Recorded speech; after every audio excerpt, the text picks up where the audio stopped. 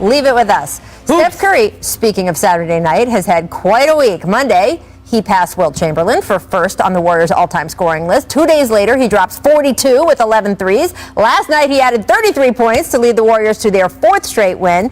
I got to sit down with him to talk about passing Wilt, the eventual return of Klay Thompson, and his recovery from that tailbone injury that, again, I just want to warn everybody, the words butt pad came up in this conversation way more than I ever would have expected. You take a look.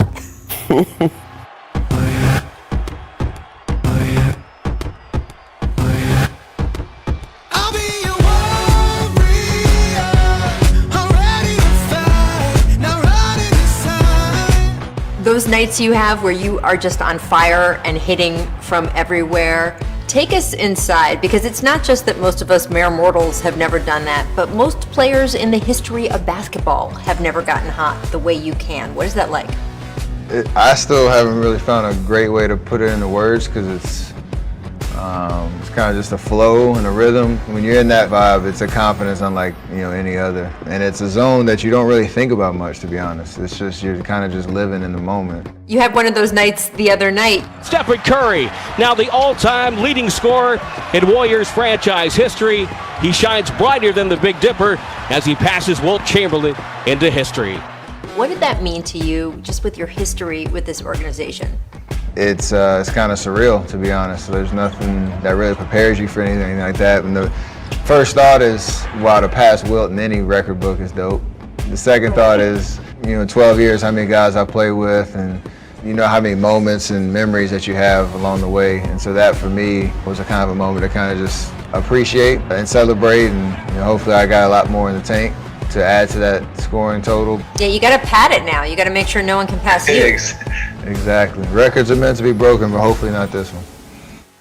You've talked about how it would be cool to play your entire career with the Warriors organization, a little Kobe Bryant style. How much of a priority is that for you? You have some contract decisions coming up this offseason.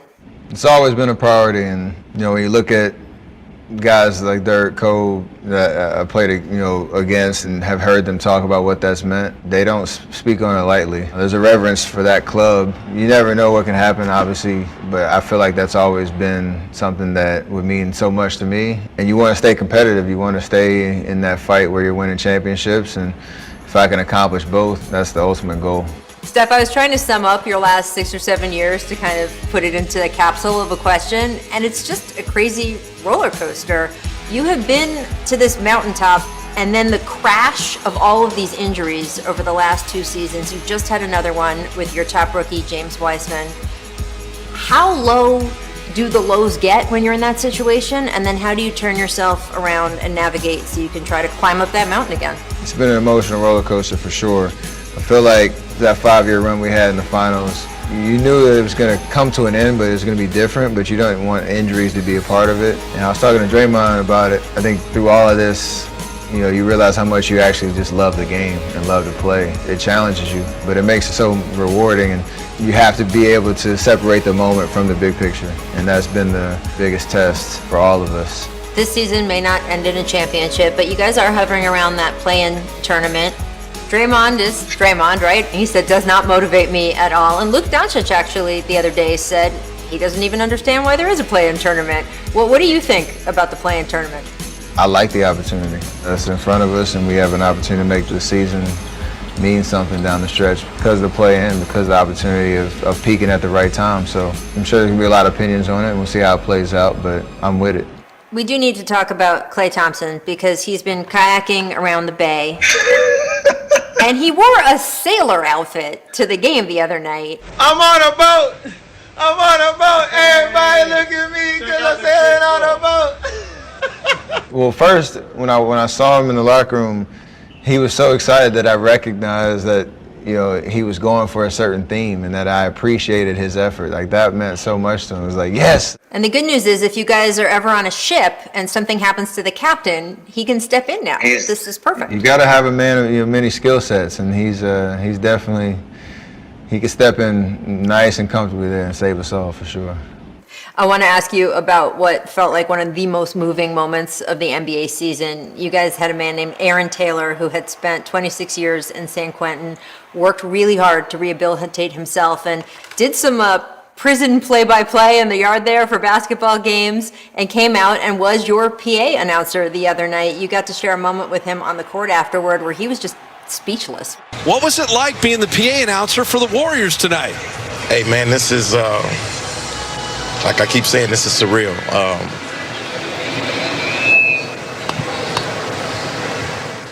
What was that like? That was a moment, and knowing that he has a story to tell and an energy and a magnet to his personality that he put on full display. 6'5" point guard from Davidson, number 30, Steph Curry, a.k.a. the Babyface Assassin. As our PA announcer, he's brought out so many nicknames that brought out the Babyface Assassin that I hadn't heard in forever. But he just spoke with so much passion, and that meant so much for him to know, you know, he was seen and he was heard, and that was his moment, and he embraced it. You also recently had to deal with a tailbone injury. The injury actually sidelined you longer than you expected. I don't know what coming back from that was like. I also wanted to know what your friends and your family had to say to you about having a hurt butt for so long. Yeah, it was a very awkward injury. I do have a molded plaster protection or butt pad, if you will, that keeps me from doing any more damage to it while I play through the injury. So it's more comical at this point. I'm past the hard parts of it, but I do have a constant reminder when I put my gear on before the game. The butt pad is definitely necessary. We've also gotten to see some really fun moments with your family over this whole stretch. You're wearing the WNBA sweatshirt right now. Does this mean that one of your two daughters, you think, is going to be the next player? Do you think it's going to be your son? Because every time we see you with your kids, of course, we can't help but be reminded of all the footage of you on the sideline with your dad when he played. No doubt. My oldest, I asked her if she wanted to play basketball, and it was a firm no. I asked her why, and she said she doesn't want to get hurt because she's seen me have so many injuries and coming home with the hand cast and a butt pad and sprained ankles and all that. So I said, I'm sorry I scared you away from the game on that front. But you'll see either my 5-year-old or my 2-year-old definitely playing at some point. They're definitely interested and they're obsessed with the game, so we'll see how it goes. Tatum wants it. Got it. The guy is on fire.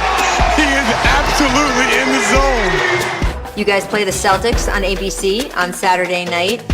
Do you get that competitive itch a little bit, knowing that Jason Tatum just dropped 53 in a game himself the other night, and you guys could be out there going shot for shot in that zone you were talking about at the top of this conversation? No doubt. I mean, especially at this point in the season, you know who's playing well and you know what teams are trending in the right direction. And for us, every game is a big game. You know, Jason, he's phenomenal talent. We'll see what the numbers look like, but I feel like it's always a great opportunity to play that Saturday primetime game in Boston. We'll see if you get that unconscious feeling again. I hope so.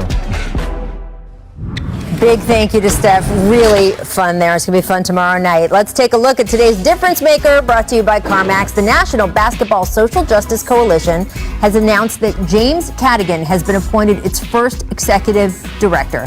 The coalition will lead the NBA family's collaborative efforts to address racial inequality, advance social justice.